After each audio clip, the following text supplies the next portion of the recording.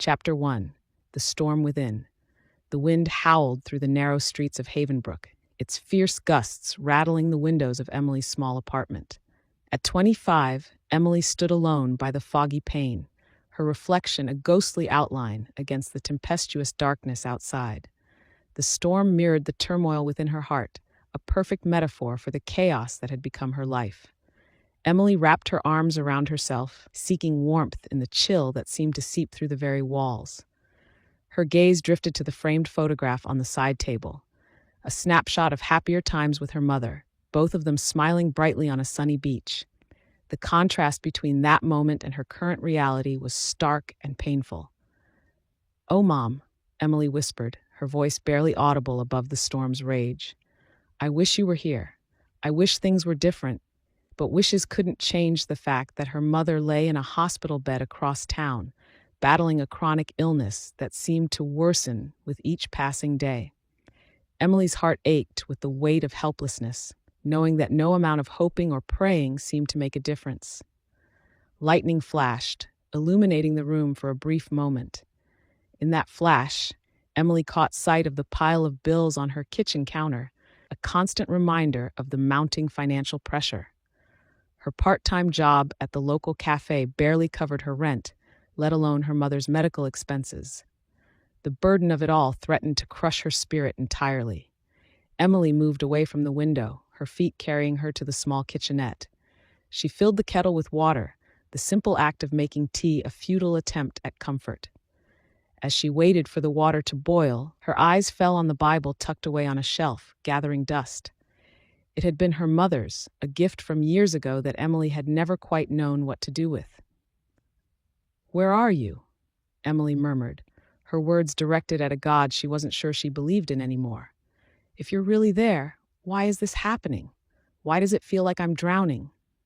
The kettle whistled, startling Emily from her thoughts. She poured the hot water over a tea bag, the familiar aroma of chamomile filling the air. It was a scent that reminded her of her mother, of quiet evenings spent together before illness had stolen their peace. As Emily sipped her tea, she found herself drawn back to the window. The storm showed no signs of abating, its fury a reflection of the tempest in her soul. Havenbrook, usually a picturesque coastal town full of charm and warmth, now seemed cold and unwelcoming. The tight-knit community that had once been a source of comfort now felt distant and unreachable. Emily's thoughts drifted to her childhood, growing up in this very town with a single mother who had worked tirelessly to provide for her. They had faced challenges together, always finding strength in each other's company. But now, with her mother's illness and the overwhelming responsibility that fell on Emily's shoulders, that strength felt like a distant memory. Another crack of thunder shook the apartment, and Emily flinched. She had always been afraid of storms as a child, seeking solace in her mother's arms during the worst of them. Now, she stood alone, feeling more lost and vulnerable than ever before. "I can't do this anymore," Emily whispered, her voice cracking. "I don't know how to keep going." The loneliness that had been her constant companion for months seemed to intensify, pressing in on her from all sides. Emily had always prided herself on her independence, on her ability to handle whatever life threw her way. But now, faced with the relentless onslaught of challenges, she felt her resolve crumbling. She thought of her coworkers at the cafe, their friendly smiles and casual conversations. Yet even among them, Emily felt like an outsider, unable to truly connect or share the depth of her struggles. The facade of normalcy she maintained during her shifts was exhausting, a mask that grew heavier with each passing day. Emily's gaze fell on her phone, sitting silent on the coffee table. She couldn't remember the last time she had reached out to a friend or the last time someone had checked in on her. The isolation was partly self-imposed, she knew. It was easier to retreat, to hide away from the world, rather than face the pitying looks and well-meaning but ultimately hollow words of comfort. As the night wore on, Emily found herself pacing the small confines of her apartment. Sleep eluded her, chased away by the storm outside and the whirlwind of worries in her mind. She thought of her mother, alone in the sterile hospital room, and felt a pang of guilt for not being by her side. "I should be there," Emily muttered, running a hand through her tangled hair. I should be doing more, being more. But the truth was, Emily felt depleted. The constant juggling of work, hospital visits, and the never-ending stream of bills had left her emotionally and physically drained. The spark of hope that had once burned bright within her had dimmed to barely a flicker. In a moment of desperation, Emily found herself reaching for the dusty Bible on the shelf. Her fingers trembled as she opened it, the pages crisp and unfamiliar. She had seen her mother find comfort in these words countless times, but for Emily, they had always felt distant and impersonal. "Please," she whispered, her eyes scanning the pages without really seeing the words. "If you're there, if you're listening, I need help. I can't do this alone anymore." But the words on the page remained silent, offering no immediate solace or miraculous answers. Emily closed the book with a sigh, feeling foolish for even trying. Faith had never come easily to her, and in this moment of darkness, it felt further away than ever. As the first light of dawn began to creep through the storm clouds, Emily found herself once again by the window. The rain had lessened to a steady drizzle, but the heaviness in her heart remained. She watched as the town of Havenbrook slowly came to life. Early risers braving the wet streets to start their day. Emily thought of her own day ahead, another shift at the cafe, followed by a visit to the hospital. The routine that had once given her life structure now felt like a prison, each day blending into the next in a haze of worry and exhaustion. One day at a time, she told herself, the mantra feeling hollow even as she spoke it. Just get through today. But as Emily prepared for work, pulling on her uniform and tying back her hair, she couldn't shake the feeling of being adrift. The storm may have passed, but the turmoil within her raged on, a constant reminder of the challenges that lay ahead. She paused at the door, taking a deep breath before stepping out into the damp morning air. The streets of Havenbrook stretched before her, familiar yet somehow foreign. As she made her way to work, Emily couldn't help but feel like a stranger in her own town, disconnected from the community that had once been her anchor. The weight of her struggles pressed down on her shoulders, a burden she carried alone. Yet as she walked, a tiny part of her, buried deep beneath the layers of doubt and despair, clung to the hope that somehow, someway, things would get better. It was a fragile hope, as delicate as a candle flame in the wind, but it was all Emily had to hold on to as she faced another day in the storm of her life. Chapter 2: A Neighbor's Kindness. The relentless storm continued to batter Havenbrook, its fury unabated as the night deepened.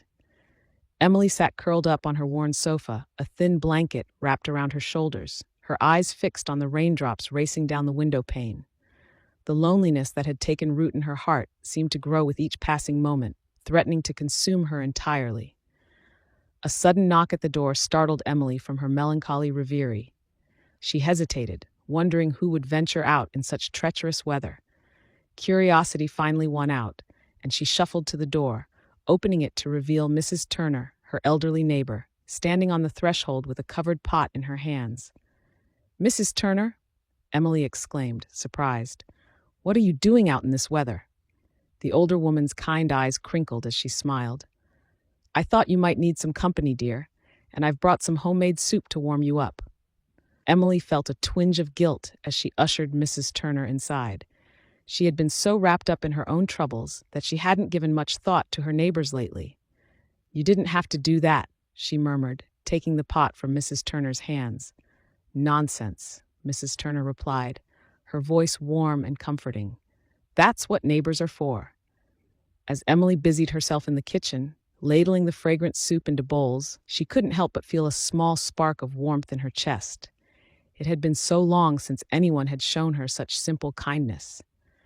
They settled at Emily's small dining table, the storm providing a constant backdrop to their conversation. Mrs. Turner's presence seemed to fill the room, pushing back the shadows that had been creeping in on Emily for so long. "How have you been holding up, dear?" Mrs. Turner asked, her eyes full of genuine concern. Emily hesitated, unsure how to answer. She had become so accustomed to putting on a brave face, to telling everyone that she was fine. But something in Mrs. Turner's gentle gaze made her want to be honest. It's been hard," Emily admitted, her voice barely above a whisper. "Mom's illness, the bills, work. Sometimes it feels like it's all too much. Mrs. Turner reached across the table, her weathered hand covering Emily's. I understand, dear, more than you know. There was something in Mrs. Turner's tone that made Emily look up, curiosity piqued. What do you mean? The older woman's eyes grew distant, as if looking into the past. I lost my Harold 5 years ago, she began, her voice soft but steady. We'd been married for 40 years, and suddenly he was gone. I thought my world had ended. Emily listened, captivated, as Mrs. Turner shared her story. She spoke of the crushing loneliness, the despair that had threatened to overwhelm her. But then, her voice took on a different tone, one filled with quiet strength and hope. But you know what got me through? Mrs. Turner asked, her eyes refocusing on Emily. Emily shook her head, hanging on every word. Faith, Mrs. Turner said simply. Faith in God and faith in the goodness of people. When I was at my lowest, I found comfort in prayer and in the Bible. And when I finally gathered the courage to reach out, I discovered that I wasn't alone. The community rallied around me, showing me love and support when I needed it most. As Mrs. Turner spoke, Emily felt something stir within her. It was a feeling she hadn't experienced in a long time, a tiny flicker of hope. But how? Emily asked, her voice trembling slightly. How did you find the strength to reach out when everything felt so dark? Mrs. Turner smiled gently. It wasn't easy, dear, but I remembered something my Harold used to say. Sarah, he'd tell me, faith isn't about having all the answers. It's about trusting that there is a light, even when all you can see is darkness. Emily felt tears welling up in her eyes. She had been feeling so lost, so alone in her struggles. But Mrs. Turner's words were like a lifeline, offering her a glimpse of something she had almost forgotten, hope. I don't know if I have that kind of faith, Emily confessed, her voice barely audible over the storm outside. Mrs. Turner squeezed her hand gently. Faith is like a muscle, dear. It grows stronger with use. And sometimes all it takes is a tiny seed to start. As they continued to talk, Emily found herself opening up more than she had in months. She shared her fears about her mother's illness, her struggles to make ends meet, and the crushing loneliness that had become her constant companion. Mrs. Turner listened with patience and empathy, offering words of comfort and practical advice. She told Emily about the support groups at the local church, the food bank that could help ease her financial burden, and the volunteer opportunities that could help her connect with others. As the evening wore on, Emily felt a weight lifting from her shoulders. She wasn't naive enough to think that all her problems would magically disappear, but for the first time in a long while, she felt like she wasn't facing them alone. When Mrs. Turner finally rose to leave, the storm had begun to subside. Emily walked her to the door, feeling a surge of gratitude for this unexpected visit. Thank you, Emily said, her voice thick with emotion. For the soup, for listening, for everything. Mrs. Turner smiled, her eyes twinkling. Remember, dear, you're never as alone as you think you are. God is always with you, and so is your community. All you need to do is open your heart and reach out. As Emily closed the door behind Mrs. Turner, she leaned against it, taking a deep breath. The apartment suddenly felt different, less oppressive, less lonely. She walked to the window, looking out at the clearing sky. The storm was passing, and while she knew there would be more challenges ahead, Emily felt a shift in her heart.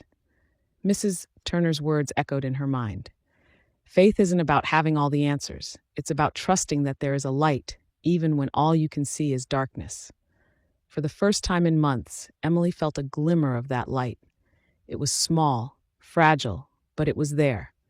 She closed her eyes, whispering a tentative prayer of gratitude for Mrs. Turner's kindness and for this tiny spark of hope. As she prepared for bed that night, Emily's gaze fell on the dusty Bible on her nightstand. With only a moment's hesitation, she picked it up, running her fingers over the worn cover. She didn't open it yet, but holding it brought a sense of comfort she hadn't expected. Emily fell asleep that night with the Bible close to her heart, Mrs. Turner's words replaying in her mind. The storm outside had finally passed, and though she knew there would be more storms to weather, she felt a newfound strength to face them. In the quiet of the night, as Havenbrook settled into a peaceful slumber, a small seed of faith had been planted in Emily's heart. It was fragile and uncertain, but it was there, a tiny beacon of hope in the darkness. promising the possibility of brighter days ahead. Chapter 3. A Spark of Hope. The storm that had raged through the night began to subside as dawn broke over Havenbrook. Emily stirred from her fitful sleep, her eyes heavy with exhaustion. She glanced at the window, noticing the faint glimmer of sunlight peeking through the clouds. It was a small change, but somehow it felt significant. Emily's mind wandered to the events of the previous day. Mrs. Turner's unexpected visit had left an indelible mark on her heart. The older woman's words echoed in her thoughts, a gentle reminder that she wasn't alone in her struggles. For the first time in what felt like ages, Emily felt a flicker of something she had almost forgotten: hope.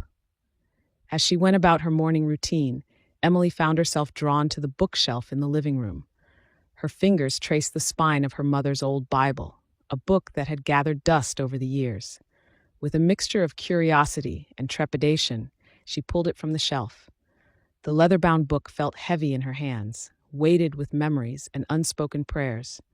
Emily settled into the worn armchair by the window, the same spot where her mother used to sit and read. She opened the Bible, unsure of where to begin. As if guided by an unseen hand, the pages fell open to the book of Psalms. Emily's eyes were drawn to a highlighted verse: "The Lord is close to the brokenhearted and saves those who are crushed in spirit." Psalm 34:18. The words seemed to leap off the page, speaking directly to her wounded heart. Emily felt a lump form in her throat as she read the verse again and again. It was as if someone had reached across time and space to offer her comfort. For the next hour, Emily immersed herself in the Psalms. She found solace in the raw emotions expressed by the psalmists. Their joys touched their sorrows, their doubts, and their unwavering faith. It was a revelation to her that even in ancient times, people had struggled with the same feelings of despair and loneliness that she now faced. As she read, Emily felt a subtle shift within herself. The storm that had raged in her heart began to lose its menace, much like the one outside her window. The words on the pages before her whispered of a God who was present even in the darkest hours, a God who understood her pain and offered comfort. Emily's phone buzzed, interrupting her reading. It was a text from the hospital. Her mother was awake and asking for her. With a mix of anticipation and anxiety, Emily prepared to leave for the hospital. Before she left, she hesitated for a moment, then slipped the Bible into her bag. At the hospital, Emily found her mother looking frail but alert. The sight of her mother's smile, weak as it was, filled Emily with a warmth she hadn't felt in a long time. "Emily, sweetheart," her mother said, reaching out a hand. "You look tired. Have you been taking care of yourself?" Emily fought back tears as she took her mother's hand. Even in her weakened state, her mother's first concern was for her. "I'm okay, Mom. How are you feeling?" They talked for a while, about trivial things at first: the weather, the hospital food, the kind nurses. But as the conversation progressed, Emily found herself opening up about her fears and doubts. "I've been so scared, Mom," she admitted, her voice barely above a whisper. "I feel like I'm drowning, and I don't know how to keep my head above water anymore." Her mother squeezed her hand gently. "Oh, Emily, I wish I could take this burden from you. But remember what I always told you? God doesn't give us more than we can handle." Emily nodded, remembering the countless times she had heard those words growing up. But now they held a new meaning. "I found your old Bible this morning," she said. "I've been reading the Psalms." A look of joy spread across her mother's face. "The Psalms have always been my favorite. They remind us that it's okay to question, to doubt, to feel angry or scared, but they also remind us that God is always there, even when we can't see or feel Him." As they continued to talk, Emily felt a weight lifting from her shoulders. She realized that in her struggle to stay afloat, she had forgotten the very foundation her mother had tried to instill in her: faith. When visiting hours ended, Emily left the hospital with a lighter heart. The world outside seemed different somehow, as if she was seeing it through new eyes. The storm clouds were breaking up, allowing patches of blue sky to peek through. Back at home, Emily found herself drawn once again to the Bible. This time, she turned to the New Testament, to the Gospels. As she read about Jesus' life and teachings, she was struck by his compassion for the broken, the outcasts, the ones society had forgotten. Emily thought about Mrs. Turner, about the church community she had mentioned. She had always viewed the church as a place for good people, people who had their lives together. But now she wondered if perhaps it was a place for people like her, people who were struggling, searching for hope and meaning. With trembling fingers, Emily reached for her phone and pulled up the website for the local church. They had a volunteer program, and one of the opportunities was to help at a soup kitchen. Emily hesitated for a moment, then filled out the online form to volunteer for the coming weekend. As she hit the submit button, Emily felt a small surge of excitement mixed with nervousness. It was a tiny step, but it felt like the beginning of something new. She was reaching out, not just to others, but to a part of herself she had long neglected. That night, as Emily prepared for bed, she noticed that the storm had finally passed. The moon peeked out from behind the dissipating clouds, casting a soft glow over Havenbrook. Emily stood by her window, taking in the peaceful scene. For the first time in months, she felt a glimmer of hope. It wasn't a dramatic change. Her mother was still ill, her financial worries hadn't magically disappeared, but something had shifted inside her. She no longer felt completely alone in her struggles. Emily picked up her mother's Bible from the nightstand, held it close to her chest. She closed her eyes and whispered a simple prayer, the first she had uttered in years. God, if you're there, help me. I don't know what I'm doing, but I want to believe. I want to hope again. As she crawled into bed, Emily felt a sense of peace wash over her. The storm within her heart hadn't completely subsided, but there was a calmness now, a quiet assurance that she was not facing her battles alone. Emily drifted off to sleep, the Bible still clutched to her chest. Outside her window, the last of the storm clouds drifted away, revealing a sky full of stars. In the quiet of the night, a new chapter was beginning, not just in Emily's life, but in her heart and soul. The spark of hope that had been ignited by Mrs. Turner's visit was now a small, steady flame. It wasn't much, but it was enough to light the way forward, one step at a time. As Emily slept, the words from the Psalms echoed in her subconscious. The Lord is my shepherd, I shall not want. He makes me lie down in green pastures. He leads me beside quiet waters. He restores my soul. And in the depths of her being, Emily began to believe that perhaps, just perhaps, restoration was possible, even for her. Chapter 4. The Gift of Community. Emily stood at the entrance of Havenbrook Community Church, her hand hesitating on the door handle. The morning sun peeked through the dissipating storm clouds, casting a soft glow on the weathered wooden structure. She took a deep breath, steeling herself for what lay ahead. As she pushed open the door, the gentle creaking echoed through the quiet sanctuary. The scent of polished wood and old hymnals filled her senses, stirring memories of childhood Sundays spent here with her mother. Emily's heart clenched at the thought, but she pushed forward, determined to honor the spark of hope that Mrs. Turner had ignited within her. "Emily, is that you?" A warm voice called out from the back of the church. She turned to see Pastor David, a kind-faced man in his 50s, emerging from his office. His eyes crinkled with a genuine smile as he approached her. "It's been a while since we've seen you here," he said, his tone free of judgment.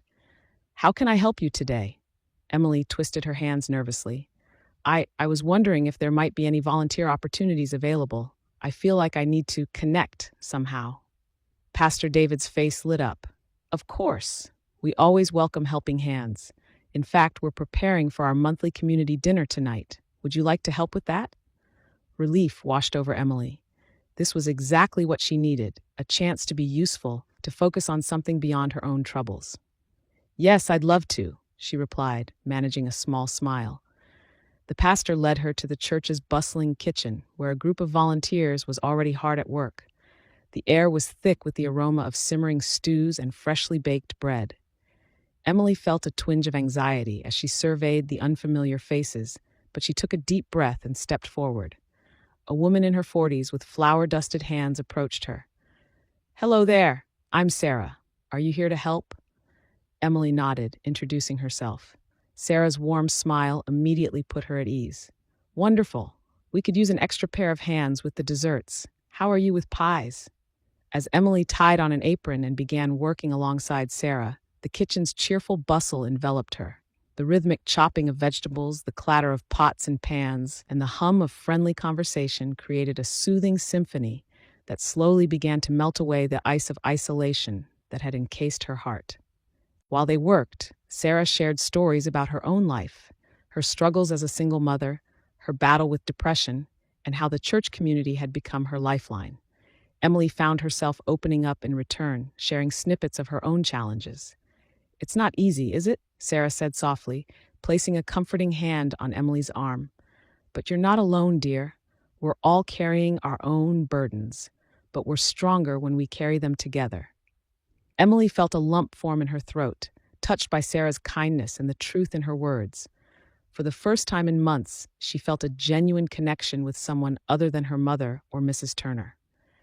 As the afternoon wore on, Emily found herself drawn into conversations with other volunteers.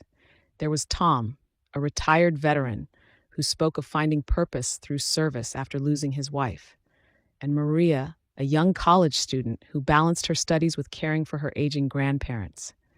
Each story resonated with Emily, echoing her own struggles and fears.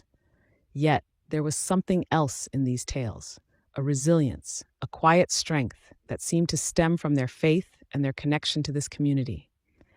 As they prepared to open the doors for the community dinner, Pastor David gathered everyone for a brief prayer. Emily hesitated, feeling out of practice and slightly uncomfortable. But as the group joined hands, she felt a gentle squeeze from Sarah on one side and Tom on the other. In that moment, surrounded by these virtual strangers who had so quickly accepted her, Emily felt a warmth spread through her chest. The dinner itself was a whirlwind of activity.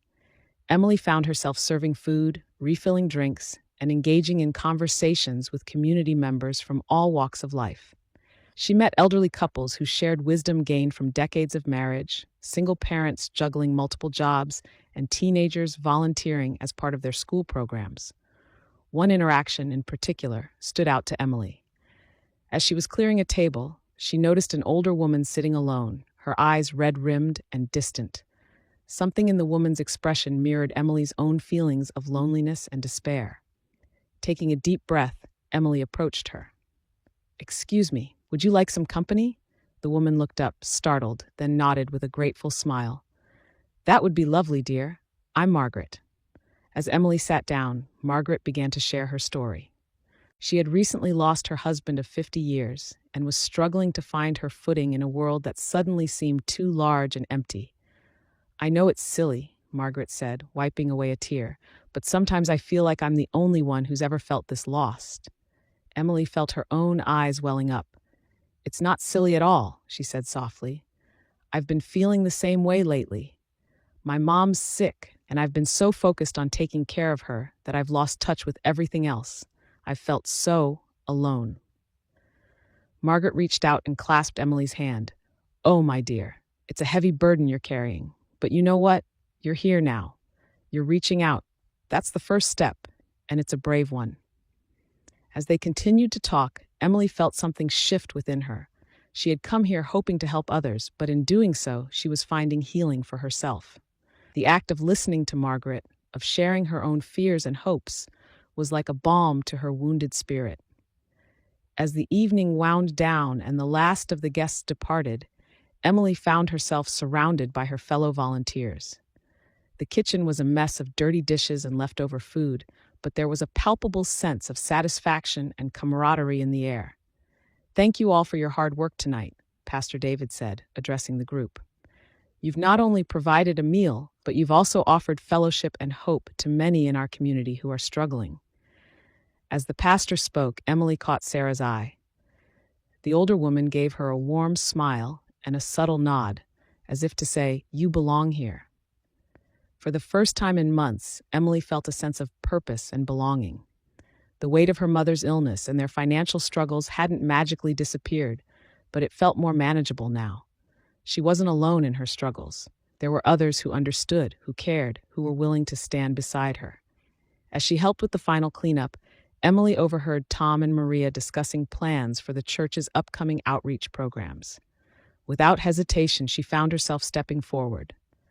"Would it be okay if I helped out with those too?" she asked, surprising herself with her eagerness. Tom's face broke into a wide grin. Of course, we'd be delighted to have you join us. As Emily left the church that night, the cool evening air felt refreshing rather than oppressive. The streetlights cast a warm glow on the quiet streets of Havenbrook, and for once, the shadows didn't seem so threatening. She paused on the church steps, looking up at the now clear sky. The stars twinkled brightly, reminding her of something her mother used to say, "Even in the darkest night, there's always light if you know where to look." Emily smiled, feeling a newfound strength coursing through her. She had come to the church seeking a way to help others, but in the process, she had found something invaluable for herself: a community, a support system, and a glimmer of faith that had been dormant for too long. As she walked home, her steps felt lighter, more purposeful. The challenges she faced were still there, waiting for her, but now she had something she had been missing: hope. And with that hope came the knowledge that she wasn't facing those challenges alone anymore. Emily looked forward to sharing her experience with her mother and Mrs. Turner. For the first time in a long while, she felt excited about what tomorrow might bring. The gift of community had opened her heart, reminding her that love and support could indeed come from unexpected places. And in that realization, Emily found the strength to face whatever storms might still lie ahead. Chapter 5: Facing the Challenges. The gentle rays of the morning sun filtered through Emily's curtains, casting a warm glow across her bedroom. As she stirred from her slumber, the weight of reality settled upon her once more. Despite the newfound hope she had discovered through her faith and community, the harsh truths of her life remained unchanged. Emily's phone buzzed insistently on her nightstand.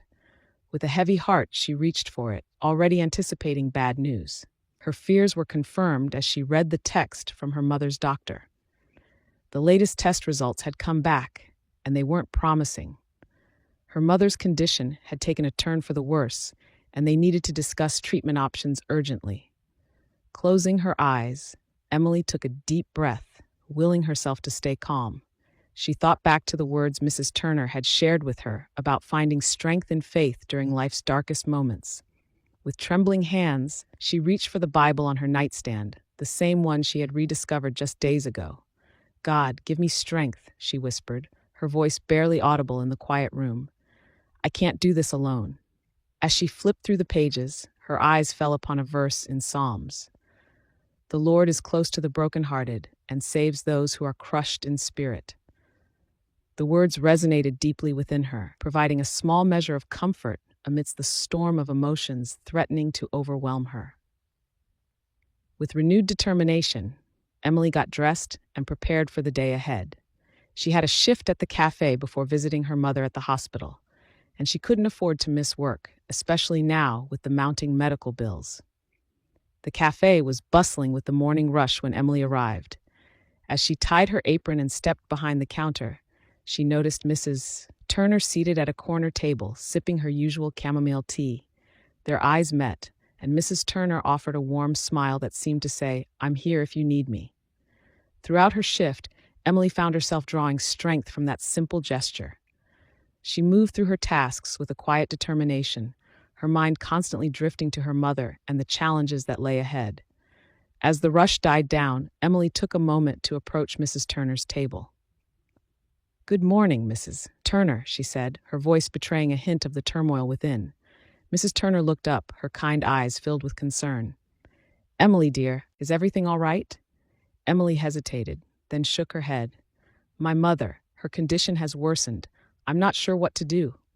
Mrs. Turner reached out, gently squeezing Emily's hand. As they talked, Emily couldn't help but notice the new lines of pain etched on her mother's face. When the doctor arrived to discuss treatment options, the gravity of the situation became even clearer. The recommended course of action was intensive and expensive, with no guarantee of success. Emily listened, her mind racing with questions and fears. How would they afford this? What if it didn't work? As if sensing her daughter's distress, her mother reached out and took her hand. "Emily," she said softly, "whatever happens, know that I love you. And I'm so proud of the strong, compassionate woman you've become." Tears welled up in Emily's eyes. "I love you too, Mom. We'll get through this together." As she left the hospital that evening, Emily felt the weight of her responsibilities more keenly than ever. The financial burden seemed insurmountable, and the fear of losing her mother threatened to consume her. But as she walked, she found herself whispering a prayer. Lord, I don't understand why this is happening, but I trust that you're with me. Please, give me the strength to face these challenges. To her surprise, she felt a sense of peace wash over her. It didn't erase her fears or solve her problems, but it gave her the courage to keep moving forward. That night, as Emily prepared for bed, she noticed a text message from Sarah, one of the women she had met while volunteering at the church. Hey, Emily, just wanted to check in and see how you're doing. We missed you at the soup kitchen today. Emily hesitated for a moment before replying honestly about her mother's condition and her own struggles.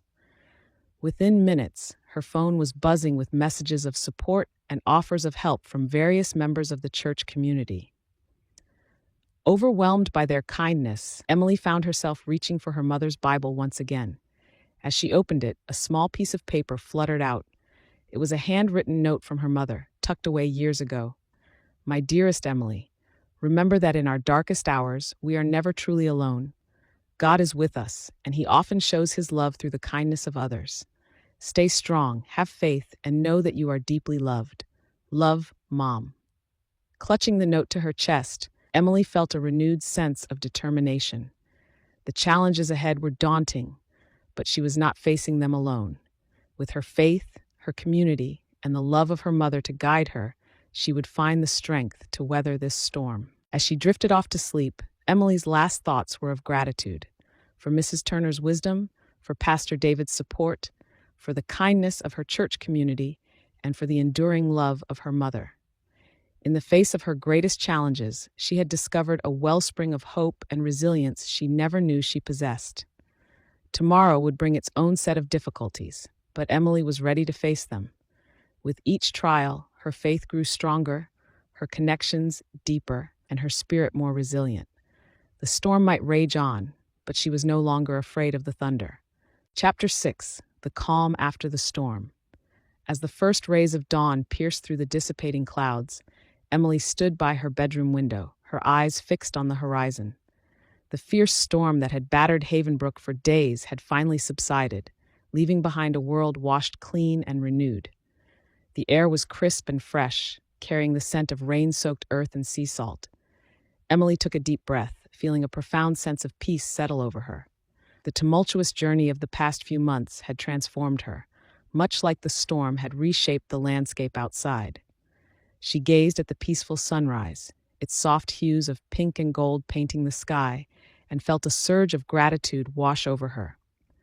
Her mother's health had stabilized over the past week, a blessing that Emily couldn't help but attribute to the power of prayer and the support of her newfound community. The doctors were cautiously optimistic, and for the first time in months, Emily allowed herself to hope for a brighter future. As she sipped her morning tea, Emily's thoughts drifted to the people who had become her pillars of strength. Mrs. Turner, with her wisdom and kindness, had been the first to reach out when Emily was at her lowest. The memory of that stormy night when Mrs. Turner had brought over homemade soup now felt like a turning point in Emily's life. She smiled, remembering the warmth of the church community that had embraced her. Sarah, Tom, Margaret, and Pastor David had shown her what it meant to be part of something greater than herself. Their stories of resilience and faith had become a source of inspiration, reminding Emily that she was not alone in her struggles. The gentle ping of her phone drew Emily's attention. It was a message from Sarah, checking in and reminding her about the prayer group meeting later that day. Emily's heart swelled with affection for her new friend. She quickly typed a reply, confirming her attendance and expressing her gratitude for Sarah's thoughtfulness.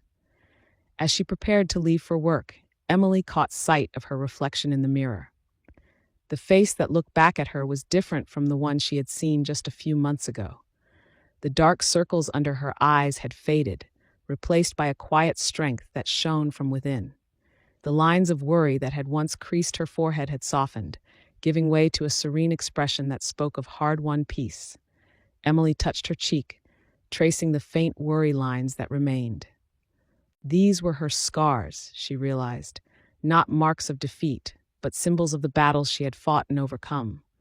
They were reminders of the strength she had discovered within herself, nurtured by faith and community. At the cafe, Emily greeted her coworkers with a genuine smile. The weight of isolation that had once made these interactions feel forced and uncomfortable had lifted. She found herself engaging in easy conversation, sharing a laugh with a regular customer, and feeling a sense of belonging that had eluded her for so long. During her break, Emily stepped outside, breathing in the fresh air. The storm had left behind puddles that reflected the clear blue sky, like miniature mirrors scattered across the ground. As she watched a sparrow hop from puddle to puddle, Emily was struck by how different everything looked through the lens of hope. Her phone buzzed with a call from the hospital. For a moment, the old fear gripped her heart, but Emily took a deep breath and answered with steady hands. It was her mother's nurse, calling to inform her that her mother was having a particularly good day and was asking for her. The relief and joy that flooded through Emily brought tears to her eyes. After her shift, Emily rushed to the hospital, her heart light with anticipation. As she entered her mother's room, she was greeted by a sight that made her breath catch in her throat. Her mother was sitting up in bed, a soft smile on her face, looking more alive than she had in months. "Emily, sweetheart," her mother said, reaching out a hand. "Come sit with me." Emily took her mother's hand, marveling at the strength in her grip. "Mom, you look wonderful," she said, her voice thick with emotion. Her mother's eyes twinkled.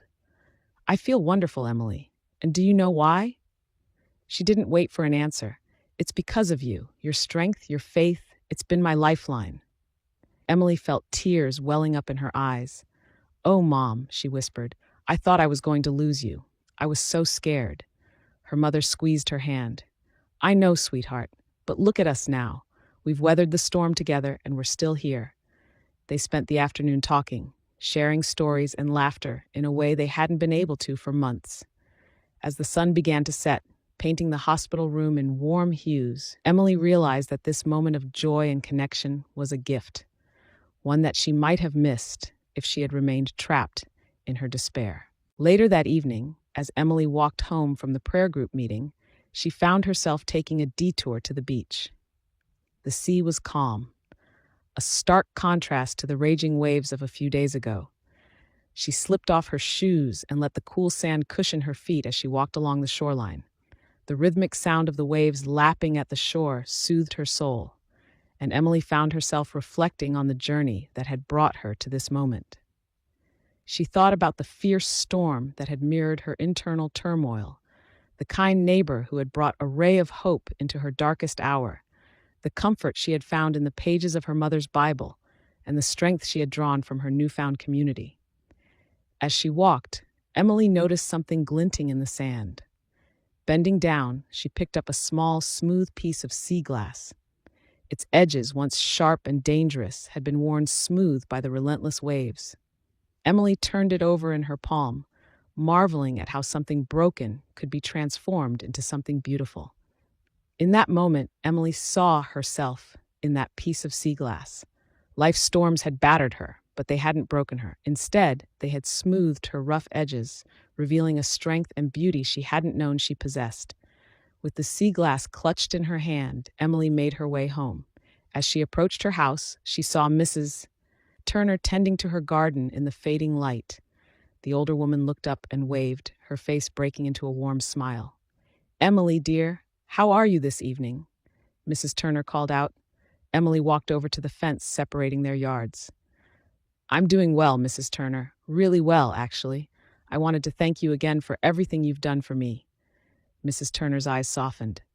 "Oh, my dear, you don't need to thank me. That's what neighbors are for. I'm just glad to see you looking so much brighter these days." Emily nodded, feeling a lump form in her throat. "I am brighter, and it's because of people like you who showed me that I wasn't alone, even when I felt most isolated." Mrs. Turner reached across the fence and patted Emily's hand. "Remember, dear, the storms of life will come and go, but love and faith, they endure." As Emily bid Mrs. Turner good night and entered her home, she felt a sense of completeness she hadn't experienced in years. She placed the sea glass on her windowsill, a reminder of her journey and the beauty that can emerge from life's challenges.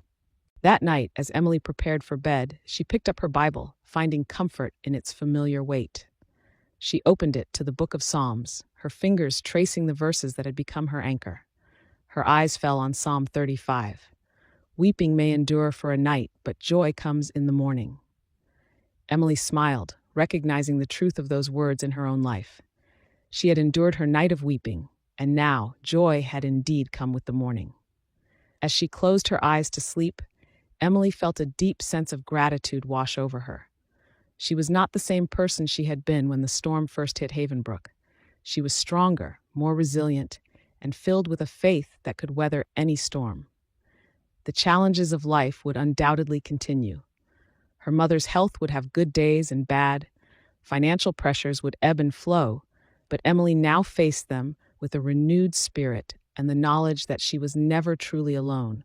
She had found her anchor in faith and her harbor in community. As sleep began to claim her, Emily's last thoughts were of the sunrise she had witnessed that morning. Like the dawn breaking after the storm, her life had emerged from darkness into light, and in that light, she found hope, love, and the promise of new beginnings.